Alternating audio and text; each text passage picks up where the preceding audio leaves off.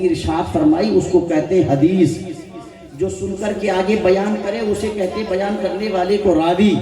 سمجھ آ رہی بات؟ حدیث کی قسمیں ہوتی ہیں قولی، فعلی، سکوتی، وہ الگ چیز ہے. جو حضور نے زبان سے کہا وہ قول، جو کر کے دکھایا وہ فعل، اور جس پر نہ زبان سے کچھ کہا نہ کر کے دکھایا بلکہ حضور کے سامنے کسی نے کوئی عمل کرا اور میرے مصطفیٰ اس پر خاموش رہے تو یہ بھی شریعت بنتی ہے اور حدیث کہلاتی ہے. سرکار چلے تب بھی حدیث، مصطفیٰ بیٹھے تب بھی شریعت، حضور سوئے تب بھی شریعت، سرکار جاگے تب بھی شریعت، حضور بولے تب بھی شریعت، اور مصطفیٰ خاموش رہے تب بھی شریعت. آپ کہیں گے خاموش رہ کے کیسے شریعت؟ ایک شخص نے پوچھا یا رسول اللہ کیا حج ہم پر ہر سال فرض ہے؟ سرکار خاموش رہے. پھر پوچھا حج ہر سال فرض ہے؟ سرکار خاموش رہے. پھر پوچھا کیا حج ہر سال فرض ہے؟ سرکار خاموش رہے. نبی نے ارشاد فرمایا زیادہ سوالات نہ کیا کرو. اگر میں یہ کہہ دیتا کہ ہاں حج ہر سال ہی فرض ہے تو اللہ کی عزت کی قسم حج ہر سال ہی فرض ہو جاتا. تو پتہ چلا کہ مصطفیٰ یہاں خاموش رہے تو حضور کا خاموش رہنا بھی شریعت بنا. بنا کہ نہیں بنا؟ یہاں خاموش رہنا بھی سرکار کا بولو شریعت بنا. وہ حدیث کی قسمیں. اب حضرت امام بخاری نے حدیثوں کو جمع کرنا شروع کیا. علماء تشریف فرما پوچھئے گا کہ جب بھی حضور کی حدیث لکھتے تھے تو لکھنے سے پہلے نیا غسل کرتے تھے. نیا غسل کرتے، نیا وضو کرتے، 2 رکعت نماز نفل پڑھتے، استخارہ کرتے، پھر حضور کی حدیث کو قلم اٹھا کر کے لکھا کرتے تھے. اچھا گرمی کا موسم بھی آتا ہے، سردی کا موسم بھی آتا. فرض کر لیجئے دن میں امام بخاری نے اگر 10 حدیثیں لکھی تو 10 مرتبہ غسل کیا. آ رہی بات سمجھ میں؟ طلب کے بولو سبحان اللہ. ہنسانے والا، چٹکلے سنانے والا مقرر نہیں ہوں. میں کوشش کرتا ہوں کہ 1-1 منٹ بڑا قیمتی ہے. میں اپنی باتوں سے اپنی قوم کے ضمیر کو بیدار کر دوں. آپ مجھ سے ہنسانے کی امید، لطیفوں کی، چٹکلوں کی نہ رکھیں. صرف قرآن و حدیث سنیں. بہت اچھا آپ سن رہے. اللہ کرے یہ سب آپ کے ذہن و دماغ میں اتر جائے. اللہ آپ کو سلامت رکھے. بہت اچھی آپ کی سماعت ہے ماشاءاللہ. اب امام بخاری ہر حدیث کو لکھنے سے پہلے نیا غسل کرتے. اسی لیے تو 16 سال لگے. نیا وضو کرتے. اب میں آپ سے سوال کرتا ہوں علماء کی موجودگی میں، یہ بتائیے کہ امام بخاری جو یہ عمل کرتے تھے، حضرت امام بخاری جو یہ عمل کرتے تھے کہ پہلے غسل کرتے، 2 رکعت نماز نفل پڑھتے، اس پر پوری دنیا وہابیت یا تو قرآن کی کوئی آیت دکھا دے یا کوئی ضعیف سے ضعیف حدیث بھی دکھا دے تو ہم غلامی کرنے کے لیے تیار ہیں. ایک ضعیف حدیث بھی کوئی نہیں دکھا سکتا کہ حضور نے یہ فرمایا ہو کہ میری حدیث لکھنے سے پہلے نیا غسل کر کے آؤ. صدیق اکبر نے کوئی غسل نہیں کرا، فاروق اعظم نے کوئی غسل نہیں کرا، عثمان غنی نے لکھنے سے پہلے غسل نہیں کرا، حضرت ابو ہریرہ جنہوں نے 5,500 کے قریب حدیثیں روایت کی ہیں انہوں نے لکھنے سے پہلے کوئی غسل نہیں کرا، حضرت انس جنہوں نے 5,000 کے قریب حدیثیں لکھی انہوں نے کوئی غسل نہیں کرا، سیدتنا عائشہ صدیقہ جنہوں نے 2200 سے زیادہ حدیثیں لکھی کوئی غسل نہیں کرا. نہ خلفائے راشدین، 1.25 لاکھ صحابہ کرام میں سے ایک صحابی کا بھی یہ عمل نہیں تھا. تو اب بدعتی ہونے کا فتویٰ لگاؤ امام بخاری پر. کیوں حضرت؟ امام بخاری پر لگاؤ بدعتی ہونے کا فتویٰ. اب میں جملہ دے رہا ہوں اس پر بھی پھیلاؤں تو آدھا گھنٹہ لگ جائے گا، مگر سنیے پتہ یہ چلا ادب کرنے کے لیے، اللہ کرے میرا جملہ آپ کے ذہن کے قریب پہنچ جائے، ادب کرنے کے لیے حدیث رسول کی نہیں عشق رسول کی ضرورت ہوتی ہے. نعرہ تکبیر، نعرہ رسالت، عظمت مصطفیٰ. سبحان اللہ. ادب کرنے کے لیے یہاں عشق ہونا چاہیے. عشق سنیے، ادب کرنے کے لیے دل محبت کا مدینہ ہونا چاہیے. ادب اگر سیکھنا ہے تو امام عشق محبت کی بارگاہ میں آؤ. وہ 1 صدی پہلے کہہ چکے تھے اے عشق تیرے صدقے جلنے سے چھٹے سستے، جو آگ بجھا دے گی وہ آگ لگائی ہے. یہ امام عشق محبت سے پوچھو. اگر آپ کہتے سوشل میڈیا کے ذریعے نوجوانوں کو بہکانے کی کوشش. بس میں اشارہ دے کے آگے بڑھو. سنیے باپ, رمضان شریف کی 27ویں شب میں ہر مکتبہ فکر کی مسجد کو ڈیکوریٹ کیا جاتا ہے. کیا جاتا ہے؟ سب کے یہاں لائٹنگ, سب کے یہاں خوشیاں, سب کے یہاں ڈیکوریشن, سب کے یہاں سجاوٹ, سب کے یہاں عید کی شکل میں اس کو منایا جاتا. ہم نے کہا بھائی یہ آج اسراف کیوں نہیں ہے, یہ فضول خرچی کیوں نہیں؟ کہا بات یہ ہے. ہم نے کہا مسجدوں کو کیوں سجایا جا رہا ہے رمضان شریف کی 27ویں تاریخ کو؟ کہا بات یہ ہے کہ آج قرآن آیا ہے اس لیے مسجدیں سجائی جا رہی ہیں. حاصل ہوا ہے, سمجھے. انا انزلناہ فی لیلۃ القدر, لیلۃ القدر خیر من الف شہر.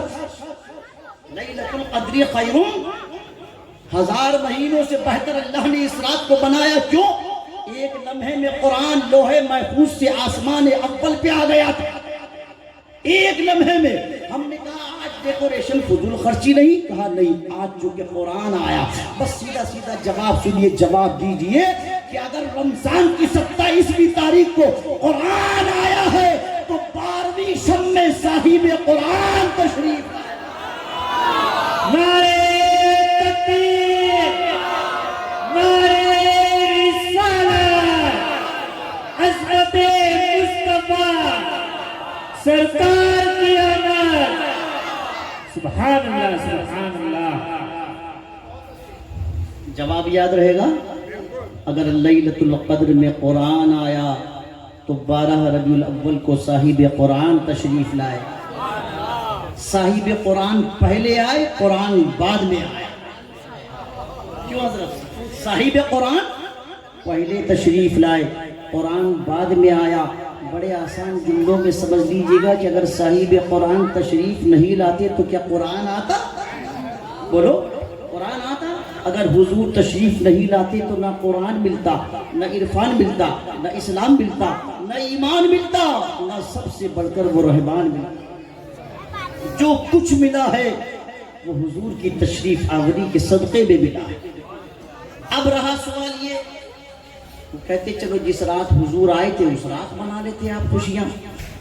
اب 1400 سال 1450 سال سے منا رہے ہیں. ہر سال تو حضور پیدا نہیں ہوتے. تو ہم نے کہا ہر سال تو پیدا نہیں ہوتے. کہا پھر؟ تو میں نے کہا قرآن بھی تو 1450 سال پہلے آیا تھا. جس رات آیا تھا اس رات منا لیتے. ہر رات تو قرآن نہیں آتا, ہر سال قرآن تھوڑی آتا. بولے نہیں, بات یہ ہے کہ جس رات قرآن آیا تھا اس ایک لمحے کی برکتوں نے اس رات کو قیامت تک کے لیے شب قدر بنا دیا. تو ہم نے کہا سنو, ہر سال تو نبی پیدا نہیں ہوتے, مگر جس سال پیدا ہوئے تھے حضور کے میلاد کی وجہ سے اللہ نے اس رات کو قیامت تک کے لیے شب قدر سے بھی افضل بنا دیا. نعرہ تکبیر, نعرہ رسالت, یا رسول اللہ, نبی زندہ باد, قیامت مرحبا, قیامت مرحبا, قیامت مرحبا. جس رات میرے مصطفیٰ تشریف لائے. اب رہا سوال یہ کہ سرکار کیسے تشریف لائے؟ ہم نے کہا بھئی ہم تمہارا بھی میلاد منا لیتے, کچھ کر کے تو دکھاؤ. آپ کچھ کرو تو آپ تو نہ کر رہے ہو نہ کرنے دے رہے ہو, بلا وجہ پریشان کر رہے ہو. سنی میلاد منا رہے ہیں اس لیے منا رہے ہیں. اب میں ابھی حالانکہ قرآن و حدیث کے دلائل نہیں دے رہا ہوں, انشاءاللہ اتنے دوں گا کہ صبح کو فجر ہو جائے. سنیے, بات یہ ہے کہ اگر جس طرح عام آدمی پیدا ہوا سرکار بھی ایسے ہی پیدا ہوتے تو ہم میلاد نہ مناتے. مگر ہم پیدا ہوئے تو مکان نہیں ہلا, حضور تشریف لائے تو کائنات ہل گئی. سیدہ آمینہ کہتے ہیں ہمارے مکان کی چھت پر آسمان اول کے ستارے آ گیا, یوں لگا کہ ستارے نیچے آ گیا. حضرت شفا کہتی میں نے آسمان کے ستاروں کو آمینہ کے گھر کی چھت پر دیکھا. دیوار کعبہ جھک گئی. مشہور روایتیں آپ نے مجھ سے پہلے ہزاروں بار سنی ہوں. نشر الدین میں مولانا اشرف علی تھانوی نے یہ سب لکھی ہے یہ, سمجھے. اور حضور نے خود فرمایا دعوت ابراہیم میں ابراہیم کی دعا, وہ بشارت عیسیٰ علیہ السلام کی خوشخبری ہوں. خود کہا کہ میں اپنی والدہ کا وہ چشمدید منظر ہوں جو میری پیدائش کے وقت میری ماں نے دیکھا. کیا دیکھا؟ کہ جب ان کے جسم مبارک سے ایک نور خارج ہوا تو کہتی ہے کہ جب میرا بیٹا میرے شکم سے باہر آیا تو اس نور کی روشنی میں مجھے مکے میں میرے مکان میں بیٹھ کر کے ملک شام کے محل نظر آ گئے۔ اب مجھے بتائیے اس طرح کسی کی پیدائش ہوئی؟ کوئی اور دنیا میں اس طرح آیا؟ اچھا اب وہ کہتے کہ حضور 12 کو آئے اور حضور کا وصال بھی 12 کو ہوا، تو آنے کی خوشی تو مناتے ہیں آپ لوگ، جانے کا غم کیوں نہیں مناتے؟ بات سمجھ میں آ رہی؟ آنے کی خوشی مناتے ہیں حضرت، جانے کا غم۔ پہلی بات تو سرکار کی تاریخ پیدائش میں اختلاف ہے، راجح قول 12 ربیع الاول شریف ہے، اسی پر ہر مسلمان عمل کرتا ہے۔ میں بہت آسان سمپل لفظوں میں جواب دوں، جو بولی یہ بولتا ہے کہ آنے کی خوشی مناتے ہو، جانے کا غم کیوں نہیں مناتے؟ ہم نے کہا بے وقوف سن، جانے کا غم اس کا مناتے ہیں جو جانے کے بعد مردہ ہو، میرے سرکار تو جانے کے بعد بھی زندہ ہے، غم کیوں منائے حضرت؟ حضور تو جانے کے بعد بھی زندہ۔ علماء تشریف فرما پوچھئے، سرکار فرماتے حیاتی خیر لکم و مماتی خیر لکم، میرا دنیا میں آنا بھی رحمت ہے اور دنیا سے جانا بھی رحمت ہے، میرا آنا بھی رحمت اور جانا بھی رحمت۔ آپ کہیں گے آنا تو سبھی کا رحمت ہوتا ہے پر جانا تو زحمت ہوتا ہے۔ گھر میں بچہ پیدا ہو تو مٹھائیاں بٹتی ہیں، بچہ پیدا ہو تو سیلیبریشن ہوتا ہے، بچہ پیدا ہو تو خوشیاں منائی جاتی ہیں، مگر جب انتقال ہو باپ کا تو بیٹا غمگین ہوتا ہے، اور بیٹے کا ہو تو باپ کی کمر جھک جاتی ہے۔ مگر نبی فرماتے میرے امت کے افراد سنو، میرا معاملہ وہ نہیں ہے، میرا دنیا میں آنا بھی بے مثال ہے، حضور کا دنیا سے جانا بھی بے مثال ہے، آقا کا آنا بھی رحمت ہے، سرکار کا جانا بھی رحمت ہے۔ ایک مثال سے ٹھہر کے میں بات ذہن و دماغ میں اتار دوں، سنیے گا بہت غور سے اس نکتے کو سمجھیے۔ بات سمجھ نہیں آتی کہ آنا تو رحمت ہے پر جانا کیسے رحمت ہوگا؟ تو ایک مثال سے بہت سمپل لفظوں میں سمجھیے گا، جس طرح سورج کا نکلنا ضروری ہوتا ہے اسی طرح سورج کا ڈوبنا بھی ضروری ہوتا ہے۔ کیوں حضرت؟ اگر سورج نہ نکلے تو دنیا میں اندھیرا رہے اور سورج غروب نہ ہو تو ان ستاروں کو چمکنے کا موقع نہیں ملے۔ حضرت یہ ستارے اسی وقت چمکتے ہیں نا جب یہ سورج پردہ کر لیتا ہے، یہ آڑ میں ہو جاتا ہے، پھر ان ستاروں کو چمکنے کا موقع مل جاتا ہے۔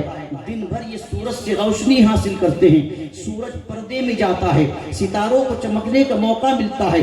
بلا تشبیہ و تمثیل سمجھ جائیے، میرے آقا نبوت کے بھی سورج ہیں، رسالت کے بھی سورج ہیں، امامت کے بھی سورج ہیں، ولایت کے بھی سورج ہیں، شہادت کے بھی سورج ہیں، قیادت کے بھی سورج ہیں۔ حضور کا دنیا میں تشریف لانا بھی ضروری تھا اور میرے مصطفیٰ کا دنیا سے پردہ فرمانا بھی ضروری تھا۔ اگر مصطفیٰ دنیا میں تشریف نہ لاتے تو ہدایت کا اجالا نہیں پھیلتا اور حضور دنیا سے پردہ نہیں فرماتے تو ان غلاموں کو کمال دکھانے کا موقع نہیں ملتا۔ بلا تمثیل سمجھ جائیے، مصطفیٰ دنیا میں تشریف لائے، اپنی 63 سالہ زندگی سے دنیا کو بتا دیا، اے ابو بکر جب میں حیات ظاہری سے پردہ کر جاؤں تو وہ کمال جو تم نے مجھ سے 63 سالہ زندگی میں حاصل کیا ہے میرے جانے کے بعد دنیا کے سامنے پیش کر دینا۔ اے ابو بکر تم شان صداقت دکھا دینا، عمر تم شان عدالت دکھا دینا، عثمان تم شان سخاوت دکھا دینا، علی تم شان شجاعت دکھا دینا، حسن تم شان سیادت دکھا دینا، حسین تم شان شہادت دکھا دینا، ابو حنیفہ تم شان امامت دکھا دینا، غوث تم اپنی کرامت دکھا دینا، معین الدین تم اپنی ولایت دکھا دینا، نظام الدین تم اپنا جمال دکھا دینا، علاء الدین تم اپنا جلال دکھا دینا، اور اے احمد رضا تم اپنا کمال دکھا دینا۔ نعرے تکبیر، نعرے رسالت، عظمت مصطفیٰ، جشن عید میلاد النبی۔ حیاتی خیر لکم و مماتی خیر لکم، میرا دنیا میں آنا بھی رحمت ہے، دنیا سے جانا بھی رحمت ہے۔ اسی حدیث کے 2-4 سطر آگے کو بڑھیں گے۔ علماء تشریف فرما ہے، سرکار نے ارشاد فرمایا میری امت کے اعمال میری قبر پر پیش کیے جائیں گے۔ بہت غور سے توجہ سے سنیے گا، معاذ اللہ جو کہتے ہیں کہ قبر میں جا کر کے مٹی میں مل گئے، سنیے سرکار فرماتے میری امت کے اعمال قبر میں میرے سامنے پیش کیے جائیں گے۔ ایک روایت یہ کہ ہر جمعے کو پیش کیے جائیں گے، ایک روایت یہ کہ ہفتے میں 2 مرتبہ پیش کیے جائیں گے، ایک روایت یہ کہ صبح و شام 2 مرتبہ پیش کیے جائیں گے۔ खिलाफ रिवायत। नबी फरमाते मेरी उम्मत के अमल मेरी कब्र में पेश होंगे। अब जुमला बहुत गौर से सुनिएगा, यहाँ से इस्लाही बातें शुरू होती हैं। बात ये है कि नबी फरमाते हैं अगर मैं उम्मत के अच्छे आमाल देखूंगा तो खुश होकर के कब्र ही में अल्लाह की हम्द व सना करूंगा, और उम्मत को गुनाहों में मुलव्विस देखूंगा तो फिर मैं अपनी कब्र से अपनी गुनाहगार उम्मत के लिए मगफिरत की दुआ करूंगा। अब हुजूर का अपनी कब्र अनवर से हमारे लिए मगफिरत की दुआ करना, हजरत ये मदद नहीं है तो और क्या है? मुझे बताइए, अब यही तो मदद है, मदद है, इसी को तो मदद कहते हैं। तो हमारा अकीदा इसीलिए तो कि सरकार आज भी गुंबद खजरा से हमारी मदद फरमा रहे। हमारा ये अकीदा नहीं है कि हुजूर कब्र अनवर से बाहर तशरीफ लाएंगे जब मदद फरमाएंगे, नहीं नहीं, सरकार जिस दिन कब्र अनवर से बनफ्स नफीस तशरीफ लाएंगे वो दिन तो क़यामत का दिन होगा। मगर सुने नौजवान गौर से तवज्जो के साथ, जो सुबह से शाम तक गुनाहों में मुलव्विस रहते हैं, सुने मैं अब नौजवानों को खास तौर से टारगेट करना चाहता हूँ बड़ी मोहब्बतों के साथ। मैं आपको अपनी गुफ्तगू में असल में अपनी जानिब मुखातब करना चाहता हूँ। मैं आप ही से मुखातिब हूँ। मुझे बताइए, जब हुजूर की बारगाह में हमारे अमल पेश किए जाएंगे और नौजवानों के अमल जब सरकार की बारगाह में पेश होंगे, नौजवान रात पर मोबाइल में गर्क रहता है, 3-3, 4-4 बजे तक वो न जाने कौन कौन सी साइटों पर विजिट करता है। मुझे बताओ, हम माँ बाप से अपने गुनाहों को छुपा लेते हैं, जबकि अल्लामा जलालुद्दीन सुयूती ने शरह सुदूर के अंदर ये भी हदीस पाक कोट की है कि जब माँ बाप का इंतकाल हो जाता है तो औलाद के अमल माँ बाप की कब्र में भी पेश किए जाते हैं। अगर माँ बाप कब्र में अपनी औलाद के बुरे अमाल देखते हैं, सर शर्म से झुक जाता है, अच्छे अमल देखते हैं तो वो खुश हो जाते हैं। कौन सा जवान ये चाहता है उसके माँ बाप शर्मिंदगी से झुक जाए कब्र के अंदर? कौन गैरतदार उम्मती ये पसंद करेगा कि उनका नबी हम उनके अमाल देख करके मायूसी का शिकार हो माअज़ल्लाह? जबकि मायूसी का लफ्ज़ सरकार की शान के लायक नहीं है, मगर हुजूर उम्मत को देख करके गमज़दा होते हैं, सरकार उम्मत के अमाल देख करके गमगीन होते हैं। अब मुझे बताइए, जो रात पर मोबाइलों में गुजारते हैं, जिनका हाल ये है बड़ी माज़रत के साथ, मैं ये नहीं कहता कि आप उनमें से एक है, मैं आपसे हुस्न ज़न रखता हूँ, आप सब बाअमल है मेरी नज़र में, मगर मैं पैगाम दे रहा हूँ जनरल कैटेगरी में, मैं पैगाम दे रहा हूँ सबके लिए। ये तमाम बातें पहले मुझ पर लागू होती है, फिर उन सब पर लागू होती जो सुनते हैं। सुनिए, जो जवान शराब खानों को आबाद कर रहा है, जो जवान बियर के जाम लगाता हुआ नजर आता है, जो जवान सुबह से शाम तक हराम रोजी कमाता है, जो जवान सुबह से शाम तक हराम लुक़्मे खाता, बड़ी माज़रत के साथ बुरा मत मानिएगा, नश्तर जो लगाता है वो दुश्मन नहीं होता। अगर हम हक ना बोलेंगे तो फिर कौन बोलेगा? याद रखो, हदीस पाक में आता है, जो आलिम चेहरे देख करके मसले बताता है और अंडर प्रेशर होता है शरीयत की बातें बताने पर, फरमाया कि वो गूंगा शैतान होता है। अफ़ज़लुल जिहादी कलिमतु हक़्क़िन इंद सुल्तानिल जाबिर, सरकार फरमाते हैं सबसे बड़ा जिहाद ये है कि जालिम बादशाहों के सामने भी हक जुमला बयान करो। जो जवान माँ बाप का दिल दुखा रहा है, जो जवान हराम कारी कर रहा है, सुने बहुत गौर से तवज्जो के साथ सुनिए। मैं ये नहीं कहता कि आपका कारोबार गलत है, आपका कारोबार बहुत अच्छा होगा, मैं आपसे हुस्न ज़न रखता हूँ, मगर सुने बात ये है कि जो कारोबार के चक्कर में रोजी में हलाल और हराम का शऊर उठा देते हैं, मैं बड़े अदब से कहना चाहता हूँ, रोजी के चक्कर में प्यारे भटक मत जाना, रोजी के चक्कर में हराम का शिकार मत हो जाना, रोजी के चक्कर में झूठ और किस्ब और रिया से काम मत लेना, रोजी के चक्कर में परेशान होकर के गलत दरवाजों पर दस्तक मत देना।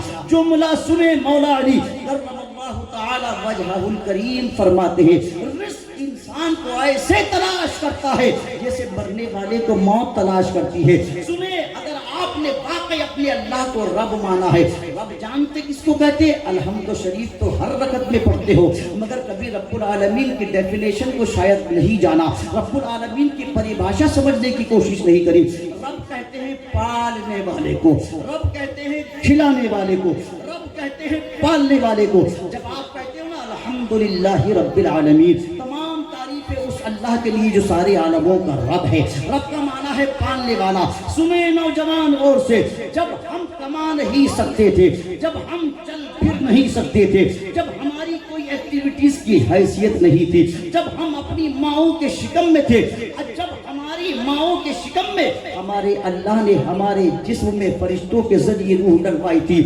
سنیں نوجوان, آپ جانتے ہیں ہمارے اللہ نے تو اس وقت ماں کے پیٹ میں بھی ہم کو بھوکا نہیں رکھا.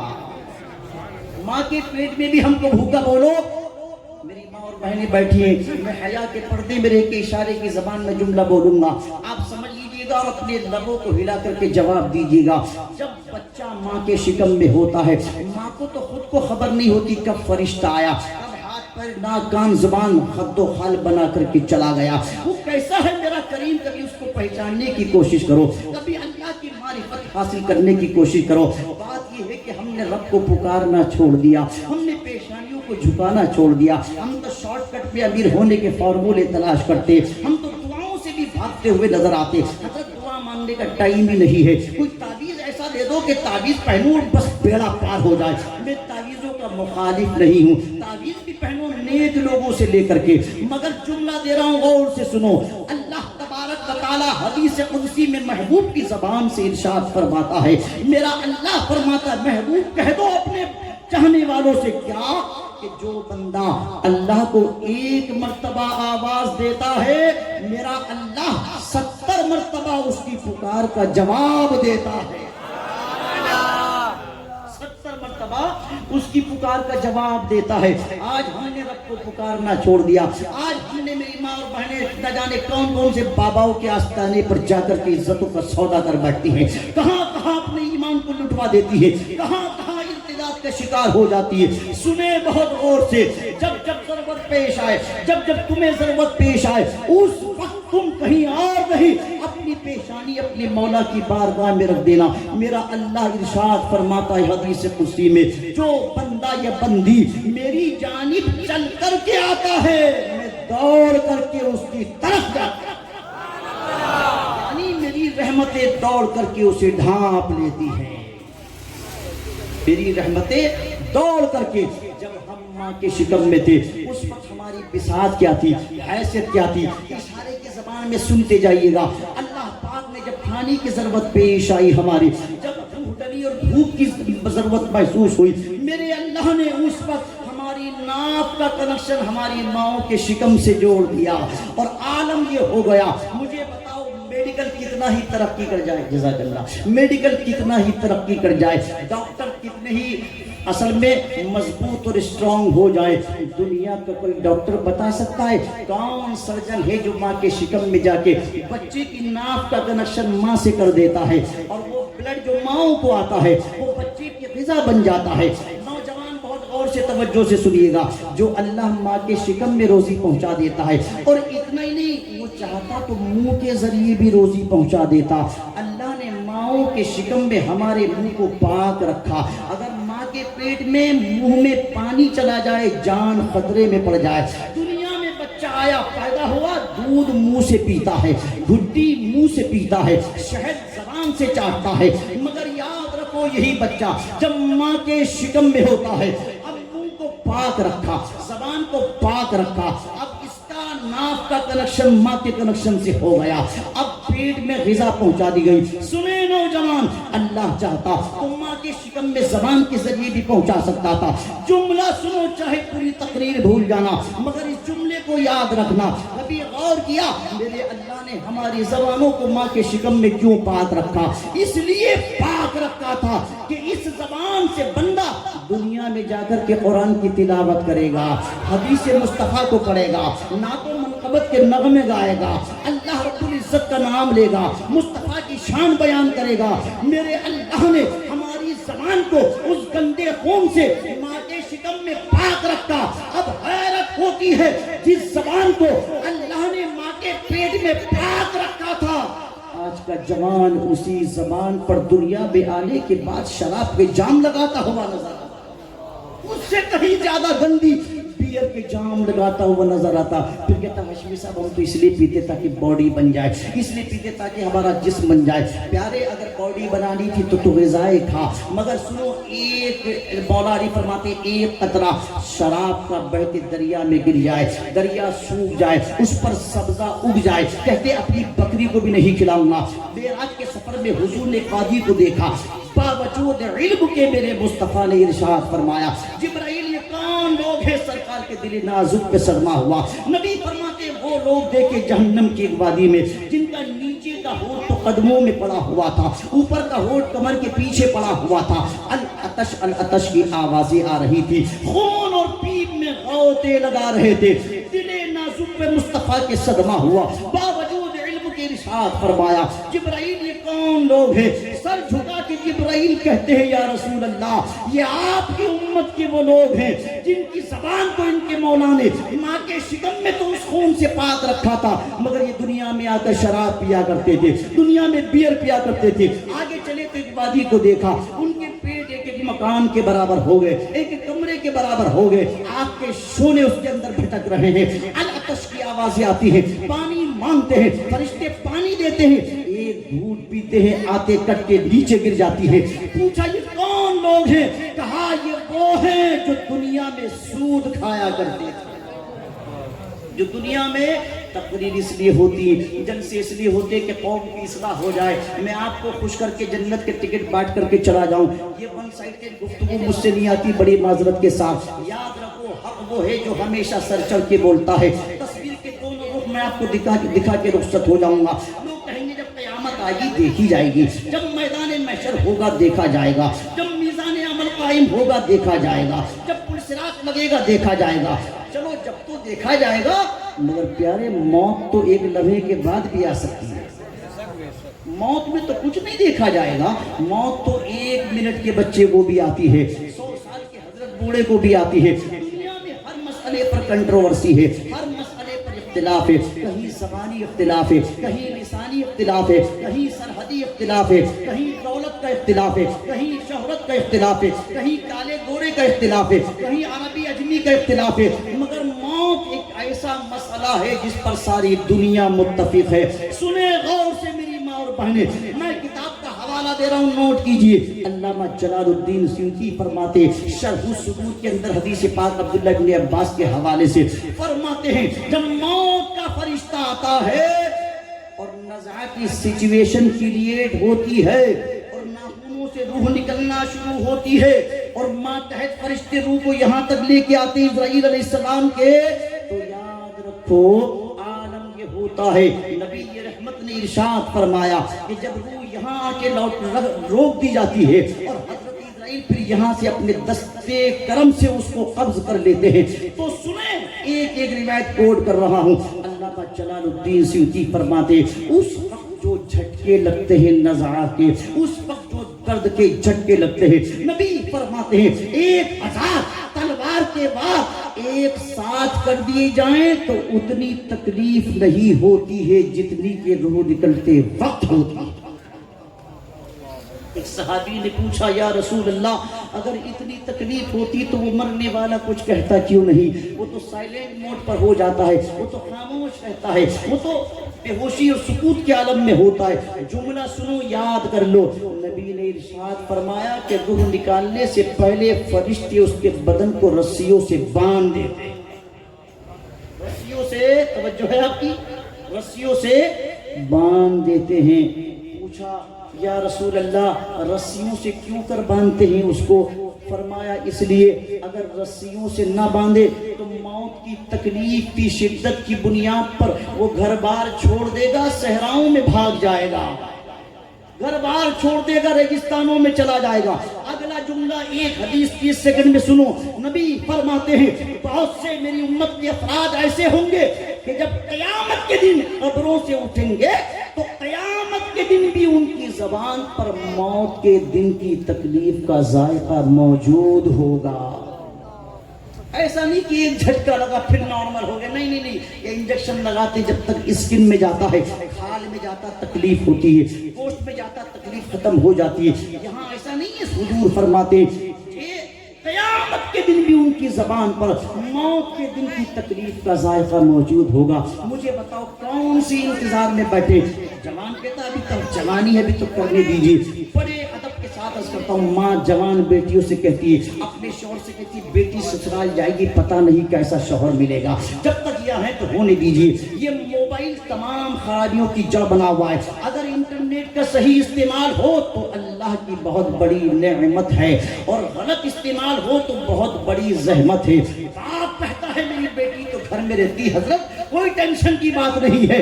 جب 20,000 کا موبائل دیا, انٹرنیٹ ایکٹیو کر کے آپ نے بیٹی کے ہاتھ میں دے دیا, بڑی معذرت کے ساتھ پھر نہیں کہہ سکتے بیٹی گھر میں رہتی ہے. بیٹی کی انگلیوں پر پوری دنیا رہتی ہے. آج بچیاں ارتداد کا شکار ہو رہی ہیں, بچیاں مرتد ہو رہی ہیں. اپنا دین و مذہب اور معاشرے کی عزت, ماں باپ کی عزت, آج وہ ماں جس نے 9 ماہ تک شکم میں رکھا تھا, 2 سال تک دودھ پلایا تھا, وہ باپ جو اپنی بیٹی کو دیکھ کر کے اپنا سر فخر سے اونچا کرتا تھا, آج جب وہی بیٹی کسی غیر کے ساتھ بھاگتی ہے تو کورٹ میں کھڑے ہو کر ویڈیو بنا کر کے ماں باپ کو بھیجتی ہے, میرے ماں باپ سے مجھے پروٹیکشن دلواؤ, مجھے میرے ماں باپ سے خطرہ ہے. ارے او ظالم بیٹی, جس ماں نے تجھے خون جگر کے روپ میں دودھ پلایا تھا, آج تجھے اسی ماں سے خطرہ ہے. جس باپ نے تیرے لیے کتنی نیندیں اور جوانیاں قربان کی تھی, آج تجھے اسی سے خطرہ ہے. وجہ یہ ہے کہ تربیت اچھی نہیں ہوئی, وجہ یہ ہے کہ تعلیم دینی دی نہیں گئی. اگر تعلیم اور تربیت کا صحیح انتظام ہوتا تو یاد رکھو پھر نبی فرماتے ہیں جس کی 2 بیٹیاں ہوں صحیح تعلیم اور تربیت کے ساتھ انہیں سسرال پہنچا دے, نبی فرماتے ہیں وہ باپ میرے ساتھ اس طرح جنت میں اتنا قریب رہے گا جیسے یہ 2 انگلیاں اتنا قریب رہتی ہیں. زندگی میں انقلاب پیدا کرو, خالی کہوا اور نعرے لگا کے اگر لذت لے کر کے چلے گئے, پھر صبح جس دن جلسہ ہوتا اس دن فجر میں نمازی الٹے کم ہو جاتے ہیں. بڑی معذرت کے ساتھ ہونا تو یہ چاہیے تھا کہ جلسے والے دن فجر میں زیادہ نمازی ہونے چاہیے. آج ہم کہتے ہیں حضرت یہ مسئلہ حل نہیں ہو رہا, حضرت مقدمہ ختم نہیں ہو رہا, حضرت بچی کا رشتہ نہیں ہو رہا, حضرت کاروبار نہیں چل رہا. 7,000 مشکلوں کا ایک جواب اور ایک تعویذ ہے, اور اس تعویذ کا نام ہے نماز فجر. نماز فجر جب تم سوتے ہو نا, موبائل کان کے قریب رکھ کر, بخاری شریف کی حدیث پاک نبی فرماتے صبح میں آتا روزی کا فرشتہ دسترخوان لے کر, اور آ کر کے کہتا اللہ کے بندے اٹھ اپنے حصے کی روزی کھا لے. حدیث شریف میں آتا ہے جب تک سورج نکلتا ہے وہ دسترخوان لے کے کھڑا رہتا, کہتا اٹھ جا اللہ نے تیرے حصے کی روزی دی, اٹھ جا تیرے حصے کی روزی دی. جب یہ نہیں اٹھتا تو دسترخوان کو پٹک کے غصے میں مارتا اور کہتا لیکن وقت جب اٹھے تو کھا لینا. جملہ سنو, اللہ جب ناراض ہوتا ہے تو کسی کی روزی نہیں چھینتا, جب ناراض ہوتا ہے تو مکان کی چھت نہیں گراتا, جب ناراض ہوتا ہے. آپ کہیں گے حضرت کوئی فرق نہیں پڑتا, اگر 10 بجے بھی اٹھتا ہوں تو کوئی بات نہیں, اسٹاف دکان پر پہنچ جاتا ہے, فیکٹری میں ورکر آ جاتے ہیں, میں آفس جاتا ہوں مجھے تنخواہ پورے مہینے کمپلیٹ ملتی ہے. سنیں غور سے, یاد رکھو جملے کی حفاظت کرو. کاروبار کتنا ہی بڑا ہو, ہمارا کاروبار ہمیں روزی نہیں دیتا, روزی پروردگار دیتا ہے. روزی تو میرا اللہ دیتا ہے, روزی کاروبار نہیں دیتا, روزی رب العالمین دیتا ہے. یاد رکھو نماز فجر میں جو بندہ اٹھ جاتا ہے اور پھر روزی کا دسترخوان لے کر کے وہ فرشتہ آتا ہے, پھر وہ اسے بیدار ملتا ہے. عالم یہ کہ پھر فجر کی نماز پڑھ کے پھر وہ کاروبار کرنے جائے اور ظہر کے انتظار میں بیٹھا رہے, اللہ پورے وقت کو عبادت میں شمار کر لیتا ہے. ظہر سے عصر, عصر سے مغرب, مغرب سے عشاء, عشاء پڑھ کے آؤ اور وضو کر کے رات کو بستر پہ بیوی بچوں کے ساتھ سو جاؤ. نبی کا فرمان ہے جو رات کو وضو کر کے بستر پہ سوتا ہے اگر صبح کو صحیح سلامت اٹھ گیا تو پوری رات کی عبادت کا ثواب, اور اگر موت آئی تو شہادت کا مقام. اٹھے تو عبادت, نہیں اٹھے تو شہادت. عمل کتنا کم ہے حضرت اور ثواب کتنا زیادہ. یہ علماء یوں ہی تھوڑی چیخ چیخ کے آپ کو بلاتے ہیں. روز مسجد کا مؤذن کہتا, ابھی جب کورونا کی سچویشن تھی نا تو رشوت دے کے بھی جوان مسجد میں جانے کو تیار تھا. کبھی امام صاحب سے جھگڑا, کبھی ٹرسٹیوں سے جھگڑا, کبھی صدر صاحب سے جھگڑا. 5 آدمی تھے تو میں بھی مسجد جاؤں, وہ بھی مسجد جائے. کبھی آپ نے غور کیا اللہ ناراض ناراض ہوتا ہے تو مکان اور دکان اور کاروبار بند نہیں کرتا. اللہ جب ناراض ہوتا ہے تو اپنے گھر کے دروازے بند کر لیتا, توجہ کو ہٹا دیتا اپنی جانب سے. حدیث شریف میں آتا ہے نا, جب بندے کے ساتھ میرا اللہ بھلائی فرمانا چاہتا ہو تو بغیر کسی کے سمجھائے یفقہہ فی الدین, اسے دین کی سمجھ عطا فرما دیتا ہے, اسے دین کی سمجھ عطا فرما دیتا. اسلام بڑا خوبصورت مذہب ہے, اسلام بڑا پاکیزہ مذہب ہے, اسلام بڑا شاندار مذہب ہے. یاد کرو کہ موت جب بھی رات کو سویا کرو, سوچا کرو وہ ماں باپ کہاں گئے جن کے چھوڑے ہوئے مکانوں میں ہم رہتے ہیں. سوچا کرو کہ وہ ماں کہاں گئی جس نے 9 ماہ تک اپنے شکم میں رکھا تھا. کہاں گئی وہ ماں جس نے 2 سال تک دودھ پلایا تھا. کہاں گیا وہ باپ جس کی آغوش محبت میں وہ پلا کرتا تھا. رات کو ایئر کنڈیشن میں جب جنت کے گدوں پہ سویا کرو تو سوچا کرو میری ماں کی قبر کہیں جہنم کا گڑھا تو نہیں بن گئی ہے. میرے باپ کی قبر جو حضور فرماتے ہیں قبر 2 میں سے ایک ہے, یا تو جنت کی کیاری ہے یا جہنم کا گڑھا ہے. اس وقت یہ توجہ ضرور کیا کرو. اسی لیے سرکار نے فرمایا تھا قبرستان جایا کرو, قبروں کو دیکھو گے تو موت یاد آئے گی. جس کو قرآن و حدیث کی نصیحت معاذ اللہ نہ سدھار سکے, موت کی اچھائی اچھوں کو سدھار دے. فرعون نے بھی کہا تھا اس وقت میں ایمان لاتا ہوں موسیٰ اور ہارون کے خدا پر. اللہ نے فرمایا جبرائیل اس کے منہ میں دریائے نیل کی غار بھر دو. یہ صرف نزعہ کی سچویشن تھی جو میں نے آپ کو ایک جھلک دکھائی. مگر سنیے, آپ جیسا کوئی سنی مسلمان ہو, میں آپ کو بہت زیادہ سیریس بھی چھوڑ کر کے نہیں جا سکتا.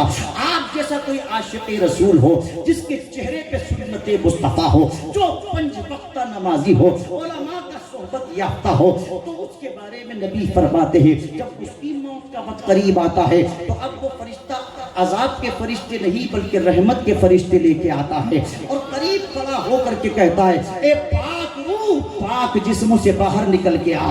اب اس کی روح ایسے نکالی جاتی جیسے آٹے سے بال نکال لیا جاتا ہے. اب روح کو جہنم کے ٹاٹ میں نہیں جنت کے غلاف میں لپیٹ کے آسمان اول کی طرف چلے.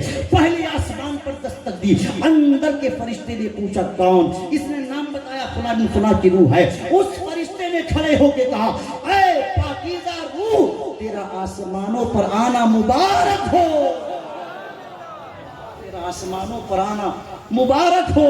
ایک منظر یہ تھا, میں دونوں تصویر کے رخ دکھا رہا ہوں, فیصلہ آپ کو کرنا ہے صبح کو کون سا رخ اختیار آپ کو کرنا ہے. اور ایک یہ تھا کہ نبی رحمت نے فرمایا اس طرح روح نکالی جائے گی کہ 1000 تلواروں کے وار سے اتنی تکلیف نہیں ہوگی. کوئی جوان زیادہ طاقتور ہو, ایک بلیڈ مار کے بتائے, ایک کٹ لگا کر کے دکھائے, پھر مجھے بتائے کتنی تکلیف ہوتی ہے. میری ماں اور بہنیں غور سے سنے, موت سب کو آنی ہے. اچھا اتنا ہی نہیں کہ بس اتنا ہوا تو چھوٹ گئے, نہیں, ادھر قبر میں عذاب قبر انتظار کر رہا ہے. امام جلال الدین سیوطی فرماتے جب آپ میت کو اٹھا کے قبرستان لے کر کے جاتے ہیں, میت اپنے اٹھانے والوں سے 2 جملے کہتی ہے. اگرچہ وہ جملے ہمیں سنائی نہیں دیتے مگر ہمیں اپنے کانوں سے زیادہ نبی کی زبان پر بھروسہ ہے, مصطفیٰ کے جملوں پر ہمارا ایمان ہے. نبی فرماتے ہیں میت اٹھانے والوں سے 2 جملے کہتی ہے, یاد کر لو. اگر میت کسی کافر, مشرک, منافق اور مرتد کی ہے یا ایسے مسلمان کی ہے کہ جس کے ساتھ اللہ کی رحمت نہیں ہے, تو میت اٹھانے والوں سے کہتی ہے میرے بچوں, میرے عزیز, میرے اقارب, مجھے کہاں لے کے جا رہے ہو, کیوں لے کے جا رہے ہو؟ ابھی تو نزعہ کے جھٹکے میں نے سہن کرے ہیں اور اب قبر کا عذاب میرا انتظار کر رہا ہے. مگر میت آپ جیسے عاشق رسول کی ہو, پاشا نمازی کی ہو, حضرت جیسے بعمل عالم دین کی ہو, تو میت اپنے اٹھانے والوں سے کہتی ہے جلدی کرو, مجھے میری منزل تک پہنچا دو. اس لیے کہ جن کے دیدار کی آرزو میں موت کی تمنا کرتا تھا وہ دن آ گیا ہے.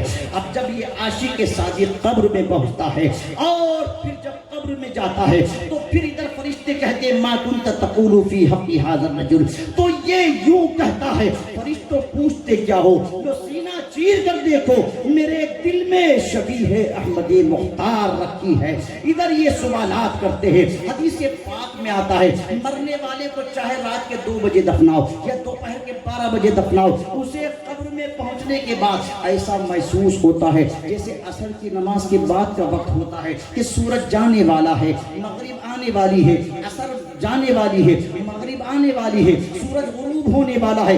ہر بندے کو ہی انوائرمنٹ قبر میں محسوس ہوتا ہے۔ امام جلال الدین سیوطی شرح الصدور میں لکھتے ہیں جیسے ہی قبر میں آپ نے رکھا آپ تو پلٹ گئے، فرشتے آ گئے۔ اب بندہ نمازی تھا، عاشق صادق تھا، مصطفیٰ کا سچا پکا وفادار غلام تھا۔ اب فرشتے بیٹھاتے وہ بڑھ گیا، پیر لمبے، ہاتھ گھٹنوں پر ہیں، ادھر فرشتے سوالات کرتے۔ وہ بندہ قبر میں فرشتوں سے کہتا ہے سوال بعد میں کرنا، سورج ڈوبنے والا ہے، پہلے نماز عصر پڑھ لوں، پہلے نماز عصر پڑھ لوں۔ جیسے ہی جملہ زبان سے نکلا اب فرشتے حیرت زدہ، رب کی رحمت کو پیار آیا۔ میرے اللہ نے فرمایا فرشتوں اب تم کیا کر رہے ہو اس کی قبر میں؟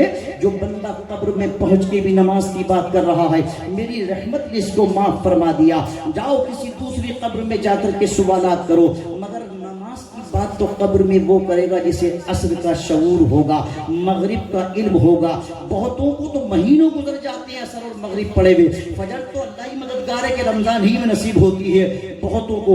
مگر سنیے ہاں اللہ کا قرآن کہتا حافظوا علی الصلوات والصلاۃ الوسطی وقوموا للہ قانتین، تمام نمازوں کی حفاظت کرو، خاص طور سے صلاۃ وسطی یعنی بیچ والی نماز عصر کی زیادہ حفاظت کرو۔ ارأیت الذی یکذب بالدین فذلک الذی یدع الیتیم ولا یحض علی طعام المسکین فویل للمصلین۔ صحابہ نے پوچھا تھا یا رسول اللہ یہ ویل کس چیز کا نام ہے میرے مصطفیٰ؟ حضور نے فرمایا ویل جہنم کی اس وادی کا نام ہے جس سے جہنم بھی 70,000 مرتبہ پناہ مانگتا ہے۔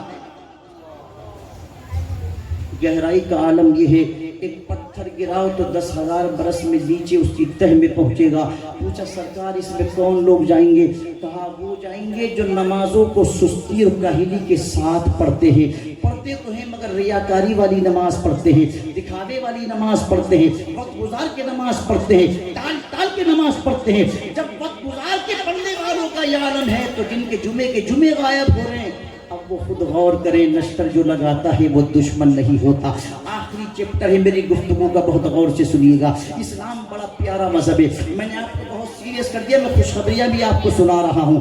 دونوں تصویر کے رخ دیکھو اس لیے یہ سیدنا فاروق اعظم جیسا شخص یہ کہتا تھا جن کی شان یہ ہے کہ نبی فرماتے ہیں میرے بعد اگر نبوت کا دروازہ بند نہیں ہوتا تو عمر نبی بنائے جاتے، جن کی شان یہ ہے کہ ان کی رائے کی تائید میں اللہ نے قرآن میں 23 آیتیں نازل فرمائی ہیں، جیسا وہ سوچتے تھے اللہ ویسا ہی قرآن میں حکم نازل فرما دیتا تھا، جن کی شان یہ ہے کہ ابلیس ان کا چہرہ دیکھ کے راستہ پلٹ دیتا تھا۔ وہ عمر جب خوف الہی طاری ہوتا تھا تو وہ عمر کہا کرتے تھے کاش میری ماں نے مجھے پیدا ہی نہ کیا ہے تو میں قبر و حشر کی منزلوں سے بچ جاتا، میدان محشر کی مشکلوں سے بچ جاتا۔ کبھی کبھی فرماتے تھے کیا اچھا ہوتا کہ میں سیدنا صدیق اکبر کے سینے کا اقبال بن جاتا، کیا اچھا ہوتا کہ میں صدیق اکبر کے سینے کا اقبال بن جاتا۔ وہ عمر میرے امام فرماتے وہ عمر جس کے آدھا پہ شیدا سقر، وہ عمر آدھا کہتے دشمن کو، سقر کہتے جہنم کو، میرے امام فرماتے وہ عمر جس کے آدھا پہ شیدا سقر۔ یاد رکھو جنت مشتاق ہے کچھ لوگوں کی، آپ نے روایت بارہا سنی ہوگی، جنت چاہتی ہے کہ میرے اندر نمازی آئے، جنت چاہتی میرے اندر ماں باپ کا خدمت گزار آئے، جنت چاہتی میرے اندر نیکوکار آئے۔ کبھی آپ نے سنا کہ جہنم بھی کسی کو چاہتا، جہنم بھی کسی کا مشتاق، جہنم بھی ریکوائرمنٹ کرتا؟ تو میرے امام نے اس کو پیش کیا اور کہا وہ عمر جس کے آدھا پہ شیدا سقر، جہنم عمر کے دشمنوں کی ریکوائرمنٹ کرتا ہے، وہ عمر جس کے آدھا پہ شیدا سقر، اس خدا دوست حضرت پہ لاکھوں سلام، اس خدا دوست حضرت پہ لاکھوں سلام۔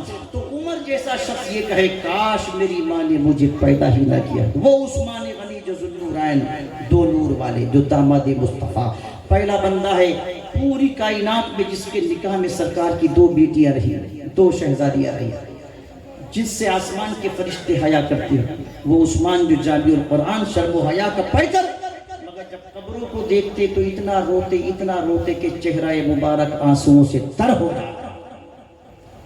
ان کا تو عالم یہ اور ان کی سچویشن یہ، ہمارا حال یہ کہ یہاں جمعے کی جمعے چھوٹ جائیں تو ہمارے ماتھے پہ بل نہیں پڑتا. بڑے ادب کے ساتھ, بڑی معذرت کے ساتھ نمازوں کی پابندی کریں. سنیں نوجوان, علماء سے کہتے ہیں حضرت دعا کر دیں. میں اس جملے کا مخالف نہیں, کرانا چاہیے. پیروں سے کہتے ہیں دعا کر دیں, فقیروں سے کہتے ہیں دعا کر دیں, کرانی چاہیے. مگر وہ جوان سنیں غور سے جس کے بوڑھے ماں باپ گھر میں بیٹھے ہیں, ان کی دوائی کا انتظام نہیں, اگرچہ ہر ہفتے اجمیر شریف جا رہا ہو, اس سے کوئی فرق نہیں پڑتا. اگرچہ 100 میٹر کی چادریں چڑھا رہا ہو, میں چادروں کا مخالف نہیں, چڑھاتا بھی ہوں, چڑھواتا بھی ہوں. میں مفتی اعظم ہند کا غلام والحمدللہ میں انہی کا مرید ہوں, یاد رکھیے. اور یہی نہیں, ہندوستان سے باہر بھی الحمدللہ ڈنکے کی چوٹ پر بول کے آتا ہوں. یہی مسلک اعلیٰ حضرت ہے, اس کو سمجھنے کی کوشش کیجئے. سنیں, ہم سب سے کہتے ہیں حضرت دعا کر دے, دعا کر دے, دعا کر دے. جملہ سنیں, سب سے بڑے پیر تمہارے گھر میں موجود ہیں, اور ان 2 پیروں کا نام, ایک تمہارے باپ اور ایک تمہاری ماں. جن سے بڑا کوئی پیر نہیں ہے, جن کی شان یہ ہے کہ ماں باپ اگر بوڑھے ہو جائیں اولاد کے حق میں دعا کر دیں. حضور فرماتے ہیں ان کی دعا اپنی اولاد کے حق میں ایسی ہوتی ہے جیسے نبی کی دعا امتی کے حق میں ہوتی ہے. جس طرح نبی کی دعا رد نہیں ہوتی, اسی طرح ماں باپ کی دعا بھی رد نہیں ہوتی.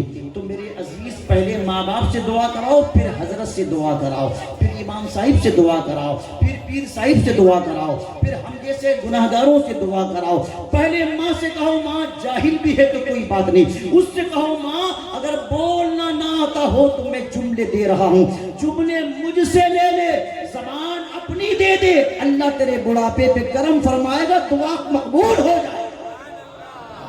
دعا کی قبولیت کا سینٹر تو گھر کے اندر ہے. اگر اولاد نہیں ہے تو کسی غیر کے دروازے پہ مت جانا, میرا رب بڑا کریم ہے. وہ چاہے تو 80 برس کی عمر میں ابراہیم علیہ السلام کو اسماعیل جیسا بیٹا عطا فرمائے, 90 برس کی عمر میں اسماعیل علیہ السلام پیدا ہوئے. وہ چاہے تو 120 برس کی عمر میں حضرت زکریا کی یہاں حضرت یحییٰ پیدا فرمائے. آخری چیپٹر ہے میری گفتگو کا. اولاد نہیں ہوتی, ماں بہنیں سوچتی ہیں یہاں جاؤں وہاں جاؤں. ہاں علاج کراؤ, علاج کرانا سنت, بزرگوں سے دعا بھی کراؤ. مگر سنیے, 90 برس کی ابراہیم خلیل اللہ تھے, میرے سرکار کے جد اعلیٰ ہیں. ان کی ایک بیوی کا نام حضرت سارہ ہے, دوسری کا نام سیدہ ہاجرہ ہے. سارہ سے بڑی خوبصورت دنیا میں کوئی خاتون پیدا نہیں ہوئی. حضرت ہاجرہ کے شکل مبارک سے اسماعیل ذبیح اللہ پیدا ہوئے. 90 سال تک دعا کی, ربی حبلی من الصالحین, اے اللہ مجھے نیک اور صالح بیٹا عطا فرما دے. اللہ نے 90 برس کی عمر میں اسماعیل ذبیح اللہ عطا فرمائے. حضرت سارہ کے یہاں جناب اسحاق علیہ السلام پیدا ہوئے. اسحاق علیہ السلام کی اولاد میں اللہ نے 55,000 سے زیادہ نبی پیدا کرے, اور صرف اسماعیل علیہ السلام کی اولاد میں اللہ نے ہمارے حضور کو پیدا فرمایا. اسماعیل کے 12 بیٹے پیدا ہوئے, 11 بیٹے تو شام, یمن اور مصر تک چھا گئے. ایک وہ بیٹا کہ جس کی نسل میں حضور کا نور منتقل ہونا تھا, وہ ہمیشہ کعبے کا خادم بن کے رہا, ہمیشہ حجاز مقدس میں رہا. پھر یہ نور منتقل ہوتا ہوتا حضرت عبد مناف کے یہاں آیا. عبد مناف کے یہاں 2 جڑواں بچے پیدا ہوئے جن کی کمر آپس میں ملی ہوئی تھی. اس زمانے میں آپریشن نہیں ہوتے تھے, تلوار کے ذریعے دونوں کو جدا کر دیا. ایک کا نام حضرت ہاشم ہے, دوسرے کا نام امیہ ہے. دونوں کی نسلوں کو سن لیجئے گا, امیہ اس طرف لے لیجئے گا. امیہ کے یہاں پھر ایک بیٹا پیدا ہوا جس کو دنیا عبد شمس کہتی ہے. عبد شمس کے یہاں پھر بیٹا پیدا ہوا جس کو دنیا حرب کہتی ہے. حرب کے یہاں پھر بیٹا پیدا ہوا جس کو دنیا حضرت ابو سفیان کہتی ہے. ابو سفیان کے یہاں پھر بیٹا پیدا ہوا جس کو دنیا حضرت امیر معاویہ کاتب وحی کہتی ہے.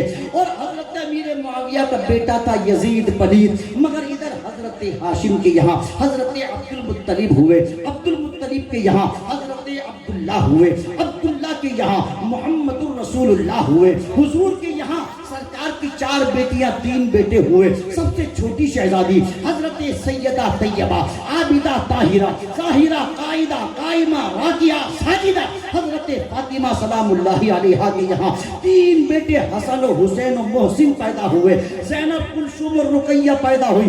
2 شہزادے امام حسن و حسین سیدان 29 برس کی عمر میں ماتر جب دنیا سے پردہ فرمایا. اسلام کی آغوش محبت میں وہ ڈالے کہ دنیا قیامت تک حسن و حسین کو اور ان کی اولادوں کو فراموش نہیں کر سکتی۔ وہ شہزادے سیدہ کے سبحان اللہ کہ دیکھو یاد رکھو دنیا میں ہر انسان یوں تو جانے کے لیے آیا ہے۔ آخری منٹ میری گفتگو کے چل رہے ہیں پیارے، سنیے یاد رکھیے آپ، انسان دنیا سے جاتا ہے مگر اس کے کارنامے حضرت ہمیشہ اس کو زندہ رکھتی ہے نا۔ موت انسان کو آتی ہے، اس کے کارناموں کو نہیں آتی ہے۔ موت عالم کو آتی ہے، اس کے علم کو نہیں آتی ہے۔ موت متقی کو آتی ہے، تقوی کو نہیں آتی ہے۔ موت شہید کو آتی ہے، شہادت کو نہیں آتی ہے۔ موت ولی کو آتی ہے، ولایت کو نہیں آتی ہے۔ 1400 برس پہلے مدینے کی زمین پر موت سیدنا صدیق اکبر کو آئی تھی مگر صداقت آج بھی زندہ ہے یا نہیں؟ یہ بولیے۔ فاروق اعظم زمین پر چلتے پھرتے نظر نہیں آتے مگر عدالت کے ڈنکے آج بھی بج رہے۔ عثمان غنی برزخ میں تشریف فرما ہے مگر صحابت کے پرچم پھر بھی لہرا رہے۔ مولا کائنات با اختلاف روایت نجف اشرف میں آرام فرما ہے مگر بہادری اور شجاعت آج بھی زندہ ہے۔ امام حسن کی قبر جنت البقیع میں ہے مگر سیادت آج بھی زندہ ہے۔ حسین کربلا میں تشریف فرما ہے، 3 روز تک میں کربلا کی گلیوں میں تلاش کرتا رہا، مجھے کہیں شمر نظر آئے، کہیں خولی نظر آئے، کہیں سنان نظر آئے، کہیں عبید اللہ ابن زیاد نظر آئے، کہیں یزید نظر آئے۔ جا کے دیکھ لو، آپ کو 14 صدیاں گزرنے کے قریب ہے، نہ آپ کو یزید ملے گا، نہ خولی ملے گا، نہ شمر ملے گا، نہ سنان ملے گا، نہ زیاد ملے گا، مگر حسین کا قبضہ آج بھی کربلا پر ملے گا۔ کئی کلومیٹر دور سے میرے حسین کا گنبد آج بھی نظر آتا ہے۔ کہاں یہ وہ نہر فرات کے کنارے 4000 سپاہی پہرا لگانے والے، 22000 کا لشکر تھا، 400-500 قتل ہوئے تھے یزید کے لشکر سے، بقیہ سب زندہ پلٹ کے آئے۔ خولی زندہ آیا، شبر زندہ آیا، سنان زندہ آیا، زیاد زندہ آیا، عمرو بن سعد زندہ آیا، یزید زندہ تھا، 39 سال کی عمر میں مرا مگر سنے جس حکومت کی بنیاد امام حسین کے خون ناحق پر رکھی تھی، ماتر 3 سال اور 7 مہینے زندہ رہا حسین کی شہادت کے بعد۔ ماتر 3 سال اور 7 مہینے سب سے بڑی روایت کے مطابق۔ آپ دیکھیے وہ 22,000 کا لشکر زندہ آیا تھا۔ دنیا کی کوئی سائٹ انٹرنیٹ پہ سرچ کر لیجئے، نہ آپ کو ان کی نسلوں کا پتہ چلے گا، نہ ان کی قبروں کا پتہ چلے گا۔ حسین کا ماتر ایک شہزادہ جس کو دنیا امام زین العابدین کہتی ہے، یہ نام نہیں ہے، یہ ٹائٹل ہے ان کا۔ اتنی عبادت کری کہ عابدوں کے زینت بن گئے، اتنی عبادت کری کہ بہت اچھے زینت بن گئے۔ یہ نام نہیں ہے، سید سجاد کے صدقے میں ساجد رکھ ہمیں علم حق باقر علم خدا کے واسطے۔ یہ سجاد کیا ہے؟ اتنے سجدے کیے کہ سید سجاد ہو گئے۔ نام تو علی اوسط ہے، نام تو عبداللہ ہے، مگر وہ تنہا شہزادہ جو کربلا سے اکیلا پلٹ کے آیا۔ دنیا میں کوئی شہر ایسا نہیں جہاں ان کی اولاد موجود نہ۔ سبحان اللہ، نعرہ تکبیر، نعرہ رسالت۔